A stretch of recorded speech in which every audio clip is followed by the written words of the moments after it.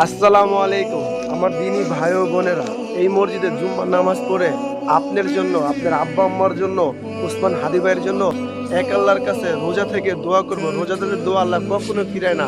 আপনি মেহেরবানি করে আমিন বলেন। হে আরশের মালিক আল্লাহ, এই ব্যক্তির বাবা মা যদি এই দুনিয়ায় বেঁচে থাকে সুখ শান্তি দান করেন, যে কোনো অসুস্থ থাকলে সুস্থতা নিয়ামত দান করেন, পরকালে পাড়ি জমাইলে আবু বকর ওমর আল্লাহ রাসূলের সাথে থাকার তৌফিক দান করেন। হে আমার রব, ব্যক্তি এই দাওয়াতটা শুনতেছে, এই ব্যক্তির দিনের আলোতে রাত্রের অন্ধকারে শিরকি বেদাতি যত প্রকারের ভুল হয়েছে, গুণ হয়েছে, আল্লাহ কেউ দেখুক বা না দেখুক, আল্লাহ আপনি দেখছেন। আপনি রহমান রহিমের উসিলা করে তাকে মাফ করেন আল্লাহ। সে তো কোনো ফেরেশতা না, সে মানুষ, চলতে ফিরতে অনেক ভুলে গেছে আল্লাহ। আপনি রহমান, আপনি রহিমের উসিলা করে তাকে মাফ করেন। এই রোজার উসিলা করে তার দুনিয়ার জিন্দেগি সুন্দর করে দেন, ভালো করে দেন, বরকত দেন, যা যা দেন সম্মান দেন। হে আমার রব, পরকালে পাড়ি জমাইলে জান্নাতে তার বাবা মাকে নিয়ে আপনার সাথে দিদার করার তৌফিক দান করেন। হে আরশের মালিক আল্লাহ, আপনি রহমান রহিমের উসিলা করে ওসমান হাদি ভাইয়ের জীবনের গুনাহ মাফ করেন।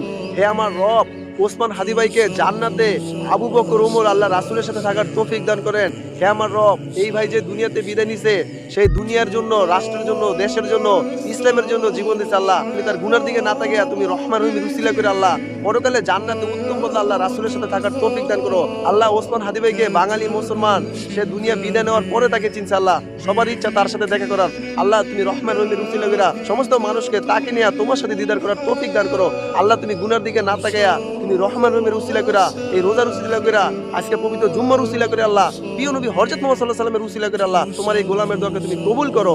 আমিন।